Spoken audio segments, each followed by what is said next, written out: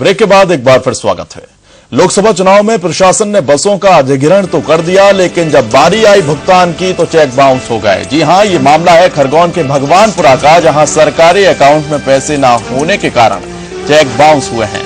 लोकसभा चुनाव के दौरान 40 से ज्यादा बस संचालकों के चेक बाउंस हो गए, जिसके बाद बैंक ने भी चेक बाउंस होने पर बस संचालकों को पेनल्टी वसूल कर चेक लौटा दिए। इधर नाराज संचालकों ने अपर कलेक्टर नरेंद्र सूर्यवंशी को शिकायत कर भुगतान करवाने और दोषियों पर कार्रवाई की मांग की है। उधर प्रशासन ने कार्रवाई करने के साथ भुगतान करवाने संबंधी आश्वासन दिया है।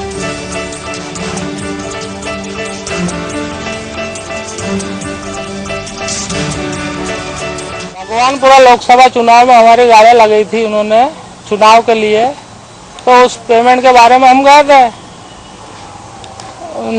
जिला निर्वाचन अधिकारियों के पास में, तो उन्होंने बोला कि भैया आपका पेमेंट हमने भगवानपुरा तहसीलदार के पास भिजवा दिया है, तो आप वहां से ले लीजिए। जब उन्होंने दिया लेटर तो हमको चेक इशू करा, तो चेक इशू करा आपका पेमेंट निकाल लो, तो हम निकालने गए तो हमारे चेक हमने जैसे ही बैंक में डाले दूसरे दिन वो बाउंस हो गए।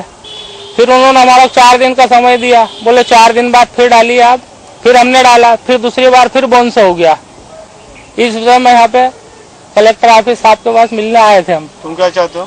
हम चाहते हैं कि हमारा पेमेंट जो दिया जाए, जो हमारा हर्जाना घटा है चेक से, जो हमारा पेमेंट रुका हुआ था बस का, हमने पहले मंडलोई में जो वो है मंडलोई, उनके पास गए थे तो उन्होंने बोला कि पैसे हम नगद लेने गए थे, पैसे खरगोन में नगद दिया था। हम वहाँ गए तो वहाँ मैडम मना कर गई कि नगद नहीं मिलेगा, चेक से पैसा मिलेगा। और चेक भी हमारे अलग अलग जो गाड़ियाँ, जैसे मेरे पास 4 गाड़ियाँ थी तो मेरी अलग अलग नाम से थी, तो अलग अलग नाम से चेक दे रहे थे वो। तो मेरा सर गाड़ी तो मेरी अकेले की है, मैं हर किसी का खाता तो नहीं खुलवा सकता सर मैं। तो उन्होंने फिर एक चेक बना के दिया जिसमें चेक हमने डाले और बाउंस हो गए सर। दूसरी बार भी डाले तो बाउंस हो गया। मैंने सर 138 का माध्यम मेरे वकील से राजू पाठक से उनको नोटिस भी पहुंचाया मेरे नाम से न्यायालय से। आवेदन करता आए थे वे मूलतः इलेक्शन में उन लोगों की गाड़ियाँ लगी थी। उनका कहना यह है कि उन्हें जो चेक दिए गए वो चेक किसी किन्हीं कारणों से बाउंस हुए। इस संबंध में अभी डिप्टी इलेक्शन अफसर भी नहीं है, फिर भी तहसीलदार से बात करी गई है। तहसीलदार ने कई उनके भी नॉलेज में लाया गया, तहसीलदार इसकी जांच करके बता रहे हैं। अगर ऐसा हुआ है तो निश्चित रूप से ये आपत्तिजनक है। इस संबंध में इलेक्शन शाखा को निर्देश दिए हैं, वो वस्तुस्थिति भी प्रस्तुत करेंगे और उसके अकॉर्डिंगली कार्रवाई की।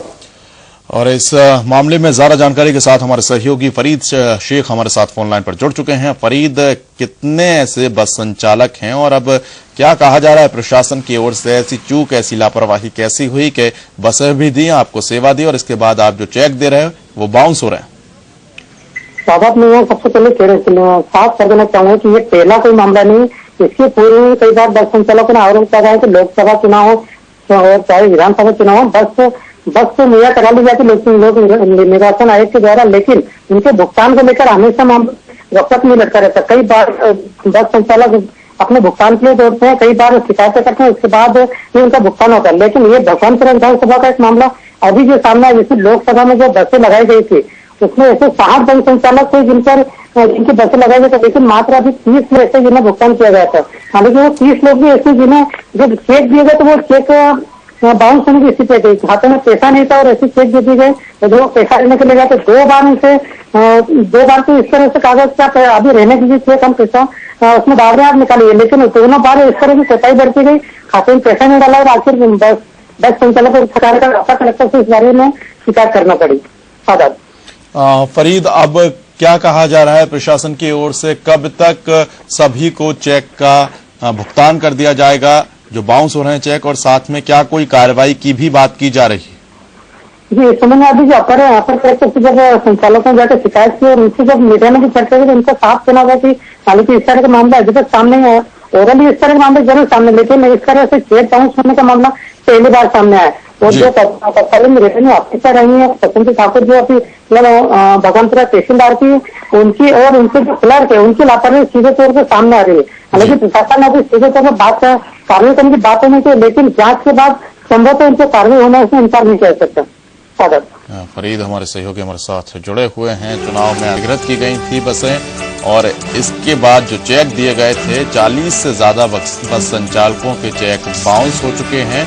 लोकसभा चुनाव के लिए ये अधिग्रहित की गई थी बसें। अब बस संचालकों ने आज अपर कलेक्टर नरेंद्र सूर्यवंशी से मुलाकात की है। आश्वासन दिया गया है। इसमें तहसीलदार भगवानपुरा और उसके साथ ही जो पटवारी हैं उनकी गलती सामने आ रही है, जिन्होंने चेक वितरित किए थे जो बाउंस हो रहे हैं। फिलहाल कार्रवाई की बात जरूर की गई है, लेकिन ये कोई पहला मामला नहीं है। इससे पहले भी इस तरह के मामले सामने आते रहे हैं और ये लापरवाही है। एक पूरी की पूरी प्रक्रिया के तहत बसों को अधिकृत किया जाता है, जिनकी सेवा ली जाती है चुनावों के दौरान, और उन्हें सही तरीके से पेमेंट भी किया जाना चाहिए।